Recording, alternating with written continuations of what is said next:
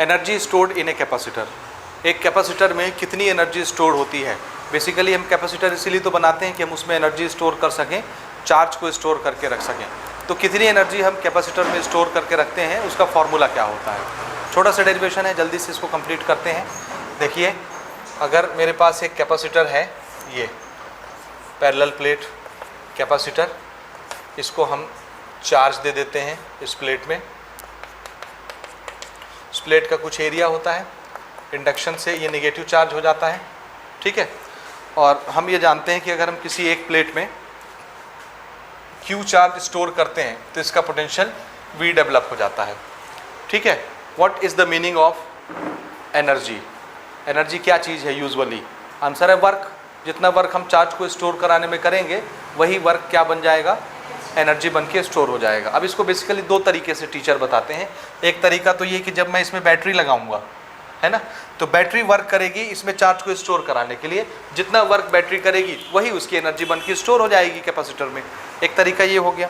दूसरा तरीका ये देखिए कि सपोज मुझे ये ज़ीरो चार्ज वाला प्लेट है, इस प्लेट से ज़ीरो चार्ज वाला प्लेट मतलब इसका पोटेंशियल कितना, ज़ीरो। इस प्लेट का पोटेंशियल कितना है, V। There is a potential difference, V minus zero, that is V। समझ आया। तो इस प्लेट का पोटेंशियल कितना होता है, ज़ीरो। ओके, ज़ीरो पोटेंशियल वाले प्लेट से अगर मैं एक चार्ज को हाई पोटेंशियल V वाले प्लेट तक मूव कराऊं, ठीक है। अब यहाँ इलेक्ट्रिक फील्ड होता है अंदर में। इलेक्ट्रिक फील्ड में जब एक चार्ज को मैं ऐसे मूव कराऊंगा, मुझे वर्क करना पड़ेगा। जितना वर्क मैं करूंगा वही इसका क्या बन जाएगा, एनर्जी, पोटेंशियल एनर्जी। और बस वही एनर्जी का एक्सप्रेशन होगा हमारा। समझ में आई बात। तो एक तो इसको इस तरीके से समझते हैं कि बैटरी लगाए, बैटरी चार्जेस को यहाँ फ्लो कराएगी, इसमें स्टोर करवाएगी। जितना वर्क वो करेगी वही एनर्जी बन जाएगी। क्यों वर्क करना पड़ेगा, क्योंकि जब एक चार्ज स्टोर होगा, दूसरा स्टोर होगा, तो तीसरा जब आएगा तो ये दोनों मिलकर उसको रिपल करेंगे। तो बैटरी को उसके रिपल्शन के अगेंस्ट वर्क करके स्टोर कराना पड़ेगा। तो उसको वर्क करना पड़ेगा, एनर्जी खर्च करनी पड़ेगी। जितनी एनर्जी वो खर्च करेगा वही कैपेसिटर की एनर्जी बन जाती है। एक तरीका ये। दूसरा तरीका, यहाँ से अगर मैं एक चार्ज इसमें स्टोर करना चाहता हूँ, बात वही है, मैं इधर उधर से बता रहा हूँ सिर्फ। समझ आई बात।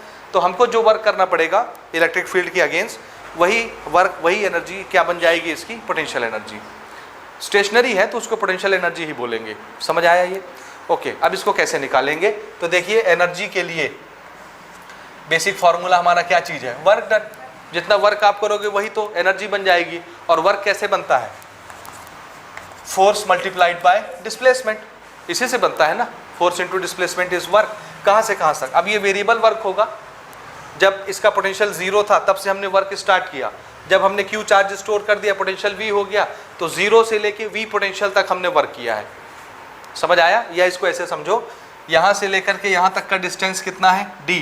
तो ज़ीरो से लेके D डिस्टेंस तक हम इस चार्ज को मूव करा के यहाँ तक लाना चाहते हैं, तो हमको वर्क कितना करना पड़ेगा, कहाँ से कहाँ तक, ज़ीरो डिस्टेंस से D डिस्टेंस तक। तो ये इसकी लिमिट हो जाएगी, ज़ीरो से लेके D।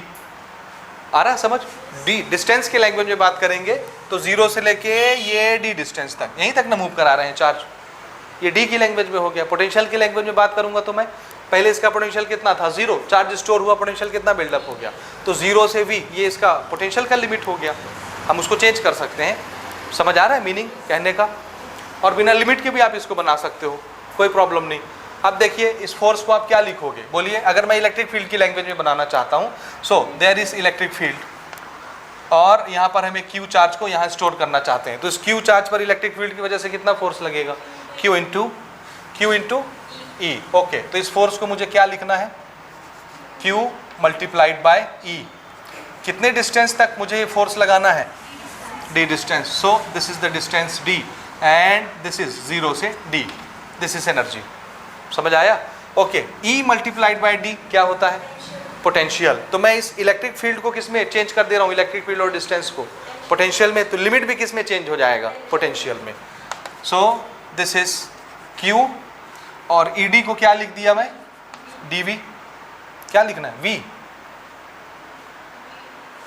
हाँ ठीक है, E into D, potential difference, dV।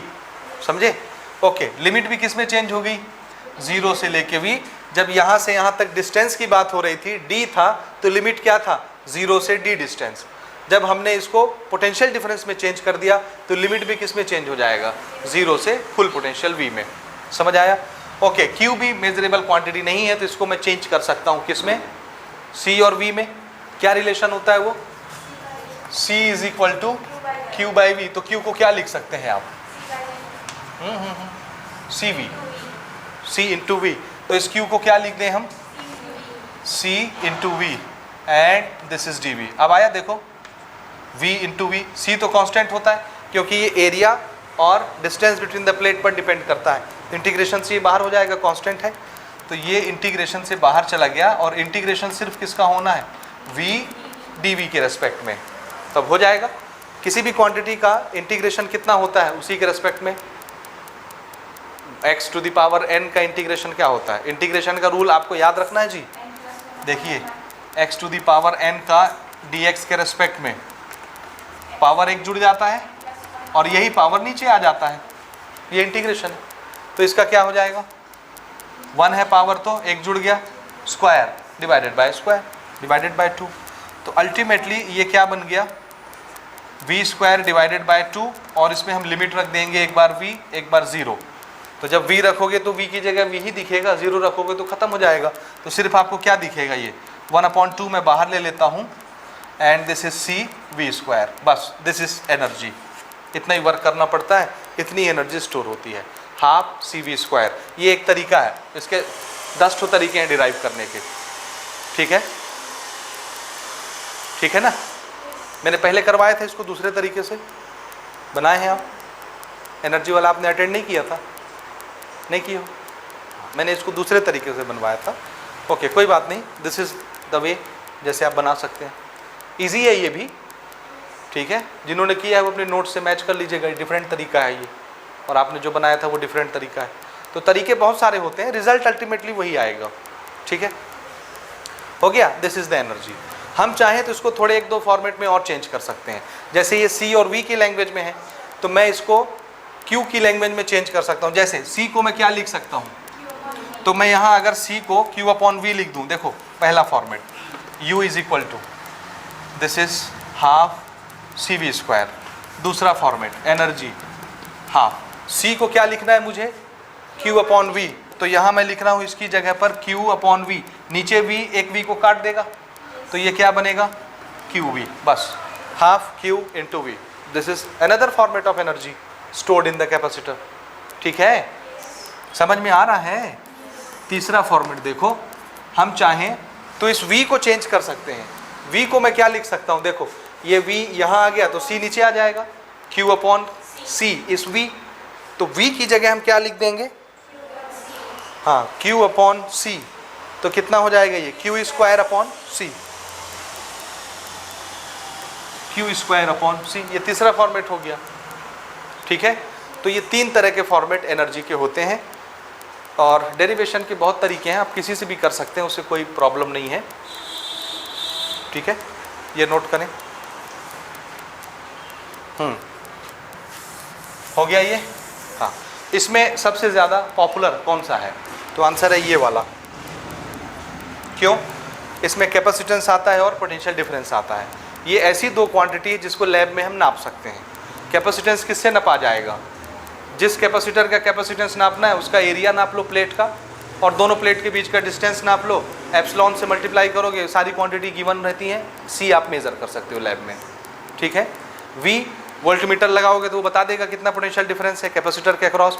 तो V भी मेजरेबल, C भी मेजरेबल। इसलिए एनर्जी का सबसे बढ़िया अप्रोप्रिएट फार्मूला कौन सा होना चाहिए? हाँ, हाफ CV स्क्वायर। याद रहेगा, ये QV जिसमें भी Q आता है, Q हम प्रैक्टिकली नाप नहीं सकते, याद रखिएगा। ठीक है, कोई भी डिवाइस आज तक हमने ऐसा नहीं बनाया है जो चार्ज को काउंट करके बता दे कि कितने चार्ज फ्लो हो रहे हैं। समझे? तो Q को काउंट नहीं किया जा सकता, नापा नहीं जा सकता। तो क्या कर सकते हैं? Q को कैलकुलेट किया जाता है, मेज़र नहीं कर सकते। क्या करते हैं? हाँ, कहीं ना कहीं से कुछ फार्मूले में लगा के तिगड़म उसको कैलकुलेट करते हैं, मेज़र नहीं कर सकते। ठीक है, तो प्रैक्टिकली ये दोनों फार्मूले सही साबित नहीं होते हैं। एनर्जी के फार्मूले हैं लेकिन हमारे काम नहीं आते। जो चीज़ लैब में न पाएगी उसी को रख के ना एनर्जी निकालेंगे। C और V ही मेज़र कर सकते हैं हम, इसलिए यही सबसे बढ़िया फार्मूला है। हो गया यहाँ तक? एनर्जी से रिलेटेड एक टर्म और देखिए, this is energy stored in the capacitor. एक और टर्म हम लोग यूज़ करते हैं, एनर्जी डेंसिटी।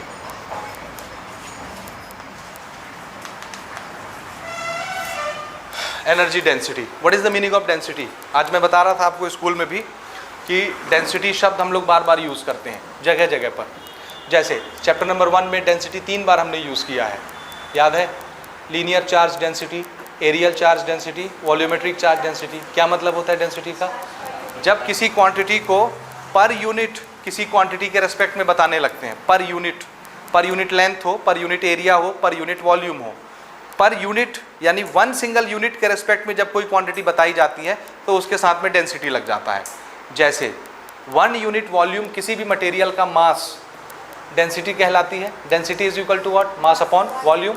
वॉल्यूम को 1 कीजिए, 1 यूनिट वॉल्यूम लीजिए, तौल दीजिए, जो भी मास आया वही उस मटेरियल की डेंसिटी मानी जाती है।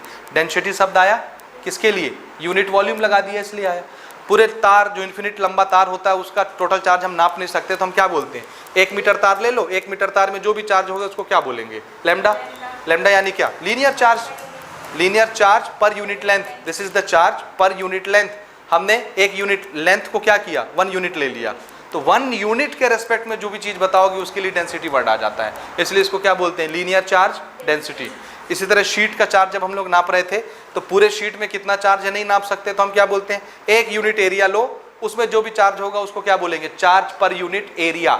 यूनिट एरिया यानी 1 एरिया। अब हमने एरिया 1 कर दिया, 1 यूनिट के रेस्पेक्ट में जो चार्ज बताते हैं उसको क्या बोलते हैं? एरियल चार्ज डेंसिटी या सरफेस चार्ज डेंसिटी। इसी तरह बादल में बहुत सारा चार्ज भरा है, कितना चार्ज है आप नहीं निकाल सकते, तो आप क्या बोलोगे कि 1 यूनिट वॉल्यूम ले लो, 1 वॉल्यूम कर दो, 1 वॉल्यूम के अंदर जितना भी चार्ज आएगा उसको क्या बोलेंगे? चार्ज पर यूनिट वॉल्यूम, और इसका नाम क्या? पर यूनिट सिंगल वॉल्यूम, उसमें जो भी चार्ज उसको क्या बोलेंगे? Volumetric charge density. इसी तरह से अभी चैप्टर 2 में हम लोग क्या बना रहे थे? नहीं, चैप्टर 3 में आएगा। चैप्टर 3 में वो पढ़ते हैं आप लोग करंट का डेफिनेशन, NEAVD, याद है? उसमें जो N होता है नंबर डेंसिटी, डेंसिटी वो क्या है? 1 यूनिट वॉल्यूम तार लो, उसके अंदर जितने इलेक्ट्रॉन होंगे, जितने नंबर होंगे इलेक्ट्रॉन के, वो क्या कहलाएगा? Number density. Number of electron present in 1 unit volume wire. 1 unit volume low यानी क्रॉस सेक्शन एरिया 1 लो, लेंथ भी 1 लो, वॉल्यूम कितना हो गया? 1। वॉल्यूम समझ रहे हो ना? क्रॉस सेक्शन एरिया कितना? 1 मीटर स्क्वायर। लंबाई भी कितनी लेनी? 1 मीटर। या इसको 1 सेंटीमीटर स्क्वायर लो, लंबाई भी 1 लो, एरिया मल्टीप्लाइड बाय लेंथ क्या होता है? वॉल्यूम। तो 1 यूनिट वॉल्यूम का तार लो, कंडक्टर, उसमें जितने नंबर ऑफ इलेक्ट्रॉन पड़े होंगे उसको क्या बोलेंगे? उस गिनती को number density. Number of electron पर यूनिट वॉल्यूम। फिर यहाँ लग गया 1 यूनिट वॉल्यूम के रेस्पेक्ट में नंबर ऑफ इलेक्ट्रॉन बता रहे हैं तो उस नंबर को क्या बोलेंगे? Number density.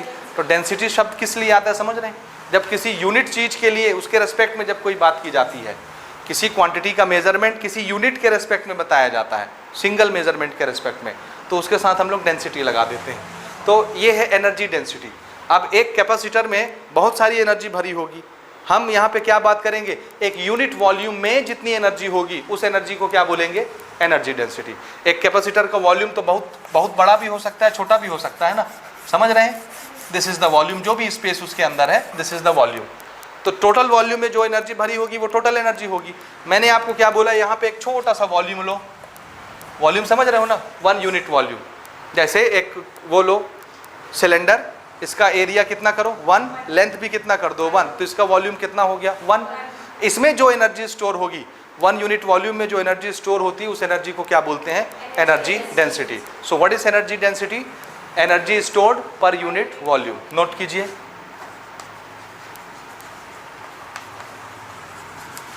Energy stored per unit volume. समझ गए? समझे? हाँ। और इसके लिए हमने सिंबल बनाया है स्मॉल यू। क्या सिंबल है ये?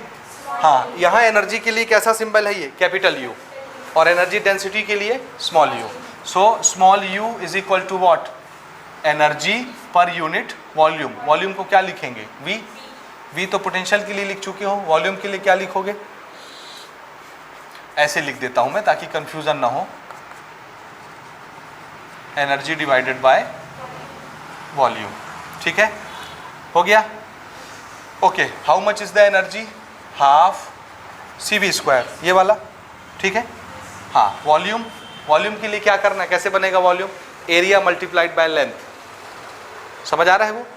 Okay, this is area multiplied by length. दूसरे तरीके से भी आप वॉल्यूम लिख सकते हो, length into length into length. अच्छा, आप इसको थोड़ा सा चेंज कर रहे हैं।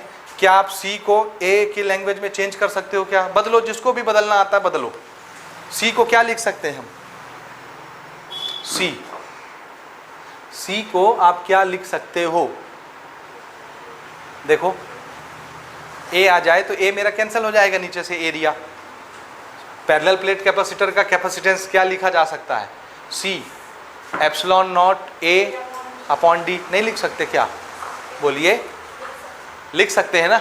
हाँ, तो देखो मैं इसको थोड़ा सा चेंज कर रहा हूँ। This is half. सी को क्या लिख रहा हूँ मैं? Epsilon nought A upon D, और नीचे पहले से क्या है? ए और एल। ठीक है, ये बचा वी। वी को भी चेंज करो। वी को किस में चेंज करेंगे? ये नीचे डी भी आ रहा है ना, तो वी को ऐसे चेंज करो कि उसमें डी भी आ जाए। ई इंटू डी आ रहा है समझ? लेकिन ये वी का स्क्वायर है तो उसको मैं क्या लिखूंगा?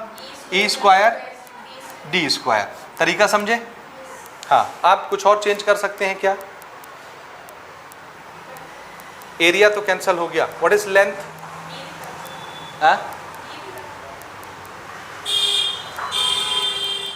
डी, डी तो एक ही है ना नीचे, एक डी और बना लेते हैं। लेंथ क्या चीज है? लेंथ बेसिकली डी ही तो है ना, डिस्टेंस ही है ना लेंथ। लेंथ क्या चीज है? डी। तो इसको तो डी ही लिखना है। इस लेंथ को क्या लिखें? इसको डी लिखते हैं। ठीक है, समझ आया ये? ओके, ये इसको हम ए लिखने के बजाय डी ही लिख देते, एल लिखने के बजाय डी ही लिख देते, ज़्यादा अच्छा रहता। Area multiplied by length. Area समझ रहे हो जी? ये देखो, this is area multiplied by this D, length. तो एरिया लेंथ के 2 dimension, this is the distance, length का 1 डायमेंशन, 3 डायमेंशन हो गए तो क्या बन गया? वो volume. Area multiplied by length, उसको लेंथ को डी ही लिख देते हैं। ठीक है, ओके। एक D A, D square cancel हो गया, एरिया से एरिया कैंसिल हो गया। क्या चीज़ बचा बताओ? 1/2 एप्सिलॉन नॉट ई स्क्वायर। ये this is energy density, energy पर यूनिट वॉल्यूम। इतना स्टोर रहता है। हो गया? अगर मैं डाइलेक्ट्रिक भर दूं इसके अंदर, ये जिसका डाइलेक्ट्रिक कांस्टेंट हो के, तो क्या फर्क पड़ेगा? कैपेसिटेंस कितने गुना बढ़ जाता है? जब हम किसी पैरेलल प्लेट कैपेसिटर के अंदर डाइलेक्ट्रिक डाल देते हैं जिसका डाइलेक्ट्रिक कांस्टेंट के होता है, तो उसका कैपेसिटेंस कितने गुना इंक्रीज हो जाता है? के टाइम्स। तो कैपेसिटेंस के टाइम इंक्रीज हो गया, ये वाला कैपेसिटेंस के टाइम इंक्रीज हो जाएगा।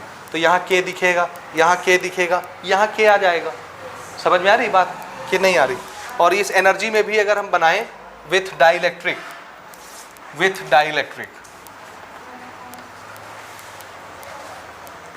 तो यहाँ पे जो C आता है वो C कितने गुना इंक्रीज हो जाता है डाइलेक्ट्रिक से? K time. तो उस समय हमारी एनर्जी कितनी हो जाएगी? Half KC/V²। जहाँ जहाँ C आता है वहाँ K भी आ जाएगा। तो डाइलेक्ट्रिक के साथ एनर्जी इतनी हो जाती है, कैपेसिटर की इंक्रीज हो जाता है ना। इसी तरह से पर यूनिट वॉल्यूम भी एनर्जी क्या हो जाएगी? Increase. With dielectric small u is equal to also half KE। ये ठीक है, तो ये आप याद रखेंगे। So this is energy density. छोटी सी क्वांटिटी है, आपको याद रखनी है ये। बोलिए, इसकी यूनिट क्या होगी एनर्जी डेंसिटी की? यूनिट देखिए किससे बनता है ये? एनर्जी पर unit volume. What is the unit of energy? बोलिए, joule. What is the unit of volume? Metre cube. So ये क्या बन जाएगा? Joule per metre cube. This is the unit. Dimension भी आप लिख लेंगे। डायमेंशन बता दीजिए मुझे जल्दी से। इसका क्या होगा एनर्जी का? mL²T-2 divided by L cube. L square cancel, एक L बचा, ऊपर जाएगा L-1। सो ये बन गया mL-1T-2। यही होगा ना? चेक करो। This is the dimensions energy density के लिए। हो गया?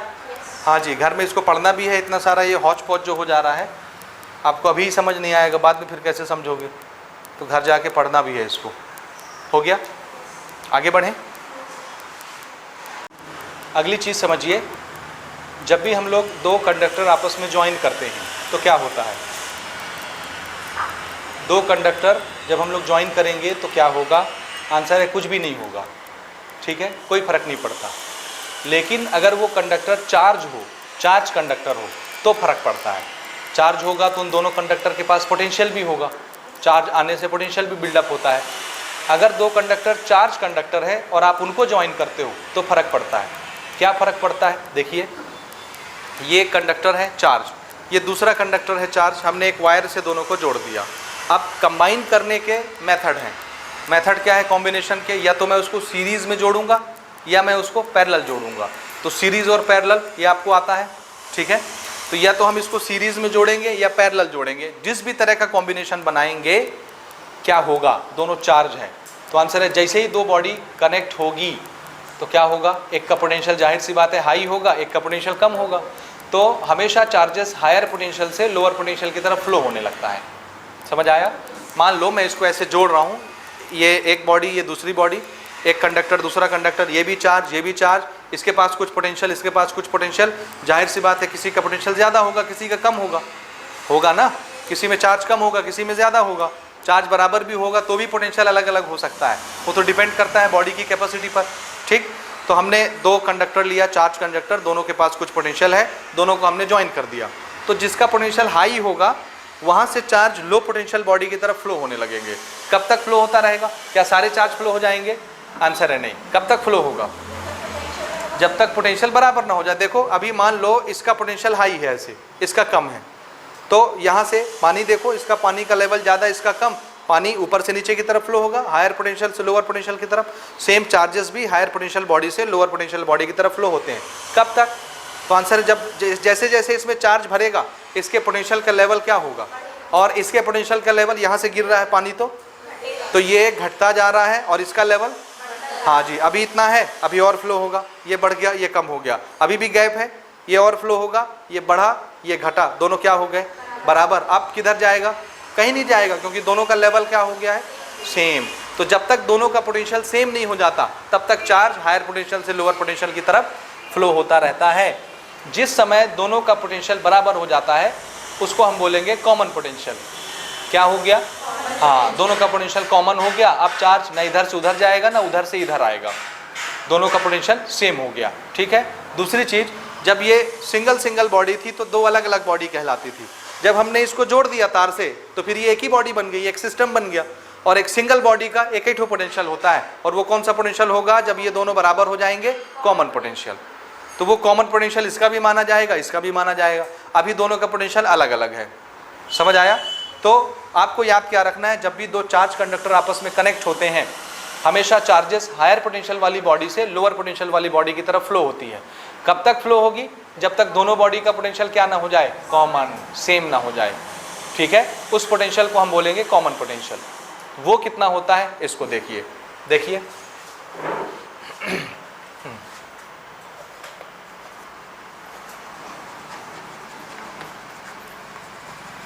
One conductor has charge Q1। Charge को मैं C और V की लैंग्वेज में लिख सकता हूं। Q is equal to what? C V upon नहीं, multiply. C is equal to Q upon V, तो Q is equal to C into V। पहला बॉडी है इसलिए पहला कैपेसिटेंस, पहला पोटेंशियल, ठीक है। Similarly second conductor has charge Q2। ये ऐसा है, ये एक कंडक्टर है ये दूसरा कंडक्टर है, ठीक है। इसका नाम हम रख देते हैं, पहली बॉडी ये है और ये दूसरी बॉडी है, ठीक। इसमें चार्ज हमने कितना दिया? Q1। इसका कैपेसिटेंस C1 है, इसका कैपेसिटेंस C2 है। इसमें वोल्टेज V1 डेवलप हो गया, इसमें वोल्टेज V2 डेवलप हो गया Q2 देने से, ठीक। हमने इसको ऐसे एक तार से ज्वाइन कर दिया। मैं अभी फ़िलहाल मान रहा हूँ कि V2 is greater than V1। कौन बड़ा है? किसका पोटेंशियल बड़ा है? बॉडी की साइज से फर्क नहीं पड़ता ना, इसमें चार्जेस ज़्यादा ठूस ठूस के भरे गए हैं, ज़्यादा वर्क किया गया है तो इसका पोटेंशियल ज़्यादा होगा। जितना टेंशन होगा चार्ज के अंदर, जितना उस पर वर्क किया गया होगा, जितना चार्ज कंप्रेस होंगे उसका पोटेंशियल उतना ज़्यादा होगा। तो मैंने बोला इसका इस बॉडी का पोटेंशियल ज़्यादा है तो चार्ज कहाँ से कहाँ फ्लो होंगे? हाँ, सेकंड बॉडी से फर्स्ट बॉडी की तरफ फ्लो होंगे, ठीक है। कब तक फ्लो होंगे? जब तक दोनों का पोटेंशियल बराबर नहीं हो जाता। और हमने जब दोनों को ज्वाइन कर दिया तो अब ये दो बॉडी रही कि एक ही बॉडी बन गई? एक बॉडी का एक ही पोटेंशियल होता है, उसको क्या बोलते हैं? Common potential. ठीक है, okay. One conductor has charge this much, second conductor has charge this much. हाँ जी, दोनों को जब ज्वाइन करेंगे तो क्या होगा? चार्ज फ्लो होगा। ठीक है,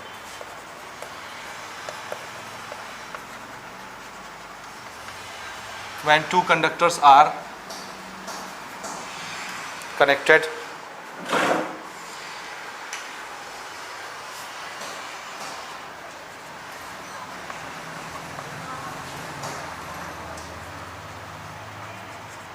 charges flows from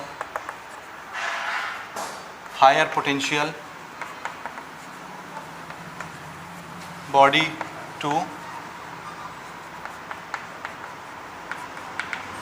lower potential body till कब तक फ्लो होंगे? हाँ, till A common potential is reached. जब तक ए कॉमन पोटेंशियल नहीं आ जाता तब तक चार्जेस फ्लो होंगे and we will call common potential VC।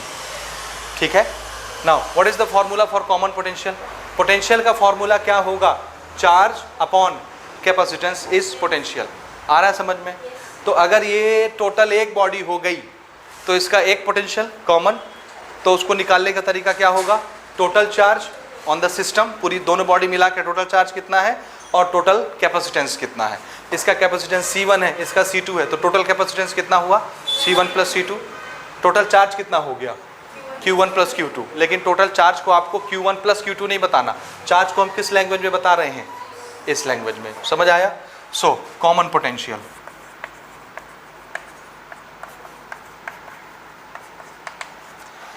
Common potential VC is equal to total charge on system divided by total capacitance of the system. Okay, how much is the total charge? Q1 is this, Q2 is this, sum of the two is total charge. So total charge is C1 V1 plus C2 V2. This is Q1 plus Q2. आ रहा समझ में? ये है actual में Q1 plus Q2. Total capacitance is ये। अब Q1 Q2 को हम मेजर तो नहीं कर सकते, तो उसको नापने के लिए क्या लिखना पड़ेगा? हाँ, तो उसको हमने ये लिख दिया एंड टोटल कैपेसिटेंस इज ये। This is common potential. ये याद रखना है आपको, कॉमन पोटेंशियल। हो गया? पक्का? हाँ जी। अब इसमें छोटे छोटे क्वेश्चंस आपके बनते हैं। वो क्वेश्चंस ये हैं कि जब हम दो कंडक्टर को ज्वाइन करते हैं, ठीक है, तो इसमें दो तीन चीज़ें बदलती हैं। पहली चीज़ देखिए, चार्ज का क्या होता है। दूसरी चीज़, पोटेंशियल का क्या होता है।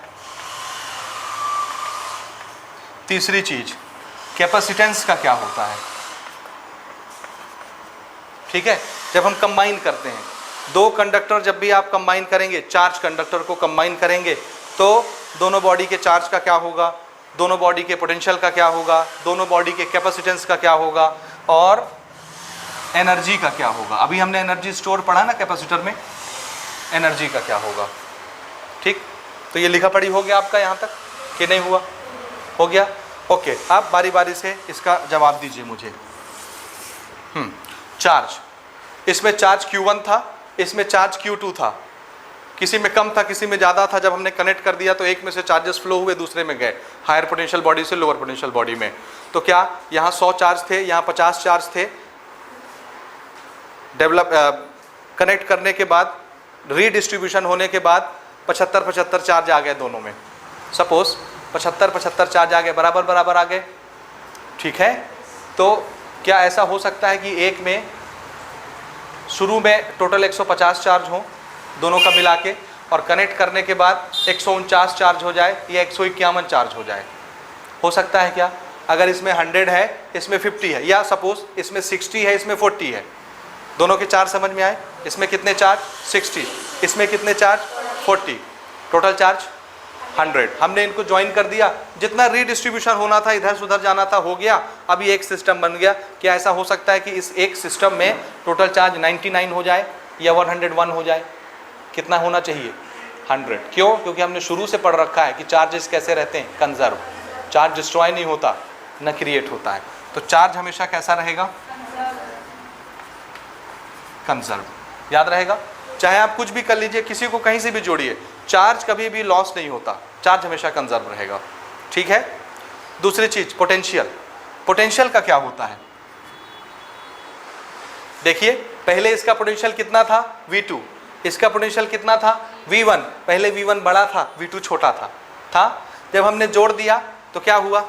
ये V2 कम हुआ, ये V1 बढ़ा, तो पोटेंशियल कम भी हुआ, पोटेंशियल बढ़ा भी। और कब तक ये कम और ज़्यादा हुए? जब तक कॉमन पोटेंशियल नहीं आ गया। तो मैं इसको कम होना और ज़्यादा होना नहीं बोलूँगा, मैं बोलूँगा पोटेंशियल क्या होता है? चेंज में दोनों चीज़ें आएंगी, बढ़ भी सकता है, घट भी सकता है। और कब तक चेंज होगा? जब तक कॉमन पोटेंशियल VC ना आ जाए। तो पोटेंशियल का क्या होता है जी, बोलिए? चेंज। कब तक? टिल VC, जब तक ये ना आ जाए कॉमन पोटेंशियल। समझ आया? ओके। कैपेसिटेंस का क्या होगा? इसका कैपेसिटेंस C1 था, इसका कैपेसिटेंस C2 था, हमने जोड़ दिया।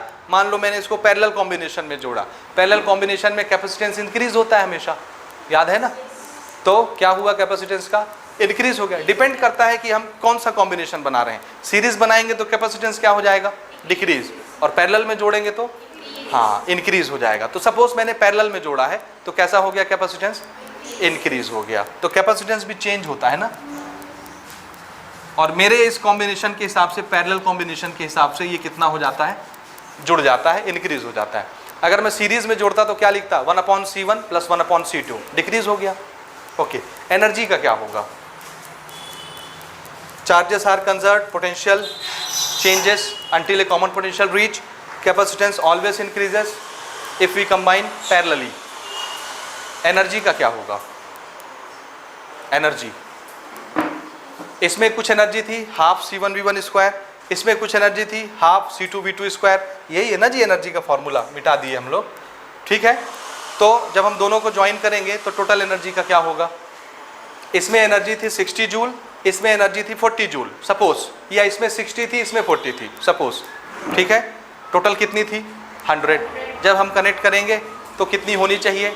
100। लेकिन हम देखते हैं 100 होती नहीं, वो 99 हो जाती है, 98 हो जाती है, 96 हो जाती है। थोड़ी सी एनर्जी लॉस हो जाती है। क्यों? क्योंकि जिस रास्ते से चार्ज फ्लो होकर के आता है उस रास्ते में रेसिस्टेंस होता है। समझ आया? और चार्ज को फ्लो करवाने के लिए रेसिस्टेंस को ओवरकम करना पड़ेगा, उसको धक्का मार मार के, वर्क कर करके इसको ओवरकम करके आना पड़ेगा। तो इसको चलाने के लिए, रेसिस्टेंस को क्रॉस करने के लिए थोड़ा सा वर्क करना पड़ता है चार्ज के ऊपर। तो थोड़ी सी एनर्जी खर्च हो गई चार्ज को दौड़ाने में, वो एनर्जी हीट बन के लॉस हो जाती है। हीट बन के क्या हो जाती है? लॉस हो जाती है। वो हमारे लिए लॉस है। अदरवाइज वो नेचर में तो है ना हीट एनर्जी के रूप में, तो एनर्जी है लेकिन हम उसको यूज़ नहीं कर पा रहे, तो हमारे लिए वो लॉस है। समझ रहे हैं? ये चीज़ समझ में आता है कि नहीं? जिस कंडक्टर से भी चार्ज दौड़ेगा, हर कंडक्टर में रेसिस्टेंस होता है, और रेसिस्टेंस क्या करता है? चार्ज को चलने नहीं देता, कोलिजन करवाता है। तो अगर चार्ज को चल रहा है तो उसमें एनर्जी खर्च करके उसको आगे बढ़ना पड़ेगा, वर्क करना पड़ेगा। तो थोड़ा सा वर्क वो कर देता है आगे बढ़ने के लिए, रेसिस्टेंस को ओवरकम करने के लिए, इसलिए थोड़ी सी एनर्जी उसमें खर्च हो जाती है। तो जो एनर्जी वहाँ खर्च हुई वो हमारे लिए लॉस हो गया, और वो थोड़ी सी हीट बन के रेडिएट हो जाती है। तो एनर्जी का क्या होता है जी, बोलिए? After combination loss. एनर्जी हमेशा लॉस्ट होती है। आया समझ में? अब कितनी एनर्जी लॉस होती है ये हमारा अगला क्वेश्चन है, तो उसका छोटा सा हम लोग डेरिवेशन कर लेते हैं। कितनी एनर्जी लॉस होती है तो ये याद रहेगा जी, बोलिए फिर से। जब भी दो कैपेसिटर कनेक्ट किया जाएगा एनर्जी हमेशा क्या होगी? लॉस। चार्ज कंजर्व, पोटेंशियल हमेशा चेंज जब तक एक कॉमन पोटेंशियल नहीं आ जाता। कैपेसिटेंस डिपेंड करता है कौन सा कॉम्बिनेशन बनाए हो, सीरीज बनाए हो तो डिक्रीज होगा, पैरेलल बनाए हो तो इंक्रीज होगा। और एनर्जी हमेशा लॉस। अब वो कितनी होती है देखिए, loss in energy when joining two charge conductors और टू चार्ज कैपेसिटर। जब भी दो चार्ज कैपेसिटर हम ज्वाइन करेंगे एनर्जी का कुछ लॉस होता है। वो लॉस कितना होता है इसको देखिए। सपोज ये फर्स्ट कंडक्टर है, चार्ज कंडक्टर, इसमें हमने चार्ज कितना दिया? Q1, इसका पोटेंशियल बिल्डअप हो गया V1, इसकी कैपेसिटी कितनी है? C1। ये दूसरा कंडक्टर है, इसका कैपेसिटेंस है C2, इसमें हमने चार्ज दिया Q2, Q2 की वजह से इसका वोल्टेज कितना डेवलप हो गया V2। तो इसमें कितनी एनर्जी स्टोर होगी, अभी अभी हमने एनर्जी का फॉर्मूला बनाया है, हाफ C1V1, CV होता है ना हाफ CV, तो पहला कंडक्टर है तो 1 1 लगा दिए, दूसरे कंडक्टर की एनर्जी कितनी होगी हाफ C2V2। यहाँ तक समझ आया दोनों? कहाँ पे? हाँ CV², correct, this is half C2V2², correct, ये हो गया। Okay, what is the total energy before joining? Total energy, इसकी एनर्जी हाफ C1V1², इसकी energy half C2V2², total energy is sum of the two, total energy ये हो गई। Okay,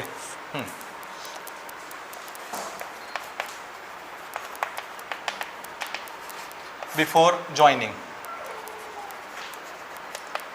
energy of capacitor 1 U1, energy with capacitor 1, energy with first capacitor कितना हुआ जी बोलिए? Half C1V1²। Similarly energy with second capacitor half C2V2²। This is the energy, total energy, total energy, this is energy original, ठीक है, before joining energy original, this is equal to half C1V1² plus half C2V2²। यही होगी ना total energy join करने से पहले, क्योंकि join करने के बाद तो लॉस होता ही है। समझ आया? ओके, जब हम इनको ज्वाइन कर देंगे, ऐसे ज्वाइन कर दिए, तो हायर पोटेंशियल से लोअर पोटेंशियल की तरफ चार्जेस फ्लो होंगे, इनके पोटेंशियल चेंज होगा। जब भी दो चार्ज कंडक्टर कनेक्ट होते हैं तो क्या होता है? पोटेंशियल चेंज होता है। कब तक? कॉमन पोटेंशियल आ जाता है ना? वो कॉमन पोटेंशियल कितना होता है हम बना चुके हैं, अभी हम उसको नोट करते हैं। तो इसकी एनर्जी कितनी हो जाएगी? कैपेसिटेंस का क्या होता है बोलिए? देखिए,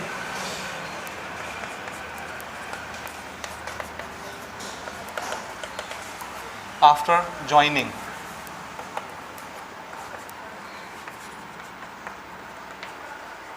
टू कैपेसिटर्स, हाँ, न्यू कैपेसिटेंस,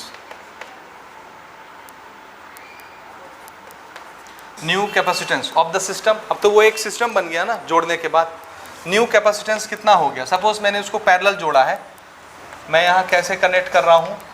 पैरेलल। पैरेलल में आप क्या लेंगे? C1 plus C2। अगर मैं इसको सीरीज से जोड़ूंगा तो आप क्या लिखेंगे यहाँ? 1/C1 plus 1/C2। याद रहेगा ये छोटा सा डिफरेंस?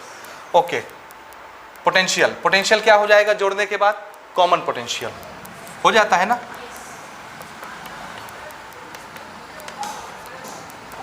और ये कितना होता है बताइए? Common potential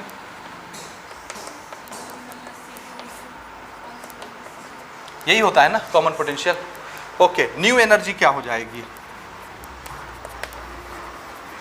new energy of the system, new, बोलिए एनर्जी का formula half CV²। This is half, what is the C after combination? C1 plus C2 is the new capacitance, this is C। हुआ? जुड़ने के बाद तो ये एक ही system हो गया ना। तो इस सिस्टम का टोटल कैपेसिटेंस कितना? C1 plus C2। और टोटल वोल्टेज कितना? हाफ CV का स्क्वायर करना है। V कौन सा है? ये वाला, ठीक है।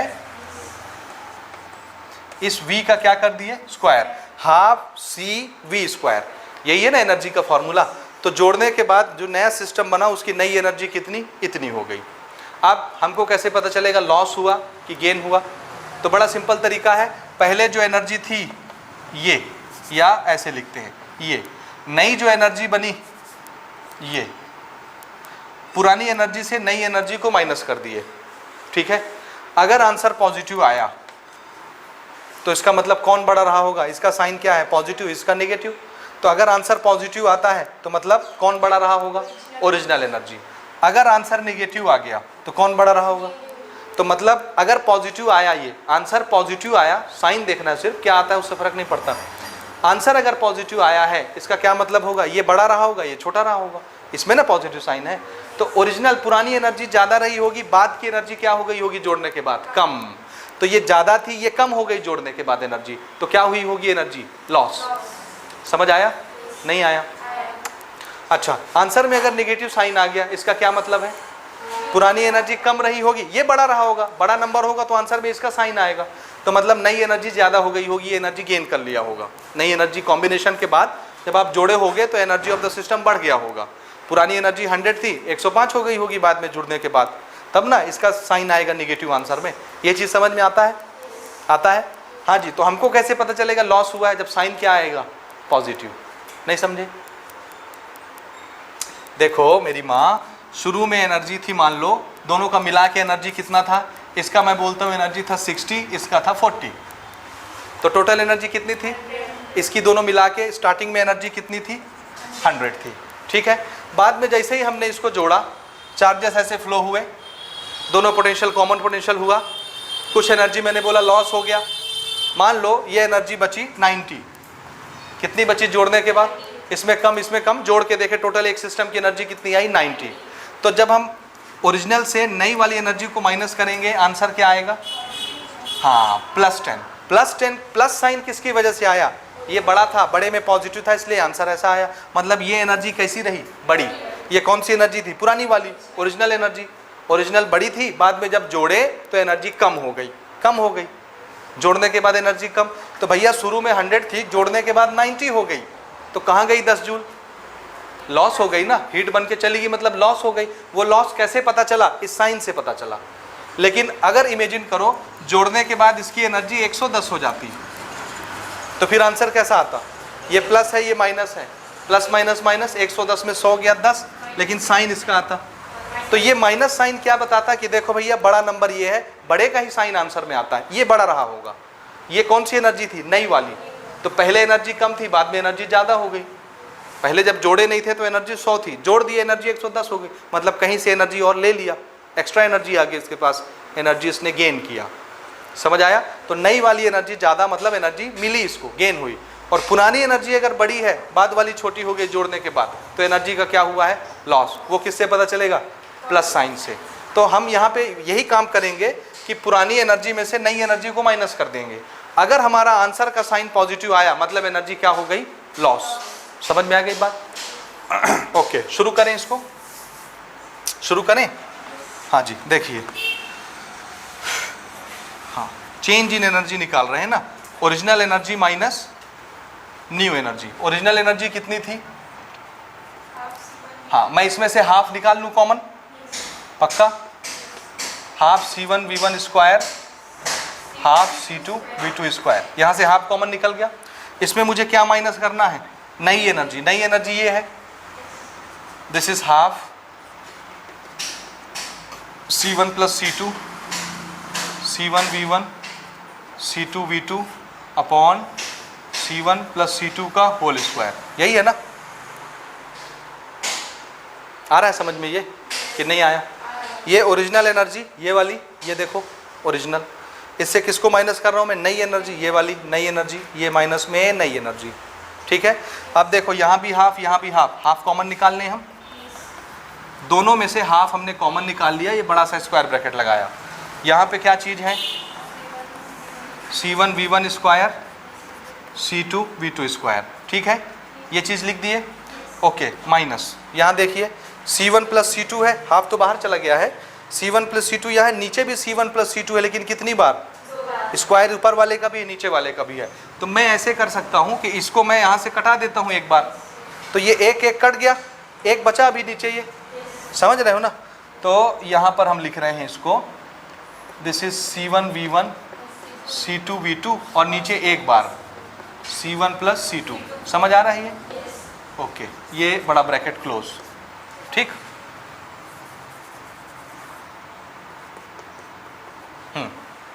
ये इससे एक बार कट गया इससे। ठीक है, सही लिखे हैं? हाँ, ओके, इसका स्क्वायर है, दिस इज स्क्वायर, नीचे का स्क्वायर एक कट गया C1 प्लस C2 से। हो गया। अब हम इसका एलसीएम ले लेते हैं। देखिए ये इसके नीचे 1 है, इसके नीचे ये है 1, और C1 प्लस C2 का स्क्वायर क्या आएगा? C1 plus C2। ये मिटा दूं मैं इसको,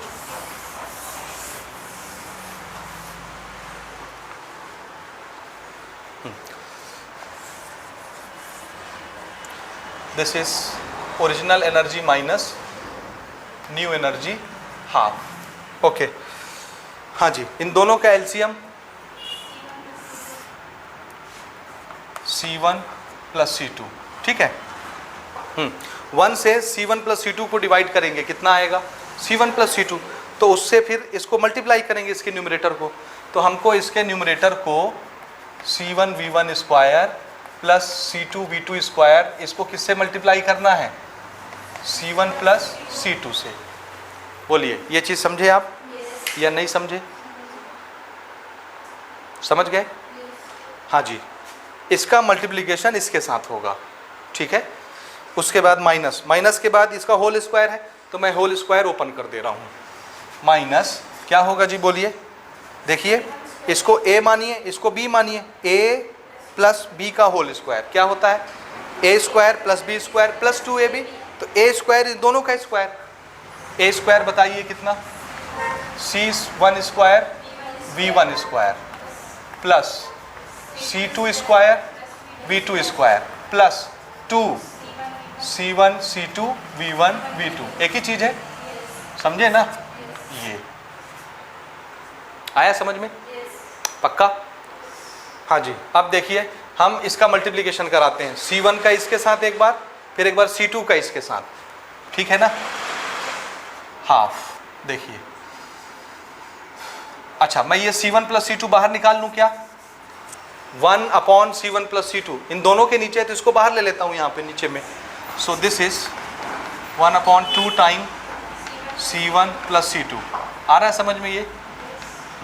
उसके बाद ये ब्रैकेट, इसके अंदर अब क्या क्या बचा? देखो, C1 का मल्टीप्लिकेशन इनके साथ, C1 into C1, C1 square V1 square हुआ। ये C1 का मल्टीप्लिकेशन इसके साथ हुआ, फिर C1 का इसके साथ करते हैं, C1 C2 V2 का स्क्वायर, ठीक है। C1 multiplied by C1, C1 square V1 square, ठीक है। फिर C1 का यहाँ करोगे तो C2 है यहाँ, तो C1 C2 दोनों दिखेंगे, और ये V2 का स्क्वायर। फिर प्लस C2 का इसके और इसके साथ करवाइए। C2 जब यहाँ मल्टीप्लाई होगा तो C1 C2 V1 स्क्वायर, समझ गए? उसके बाद C2 का इसके साथ तो C2 C2 C2 square V2 square हो गया ये।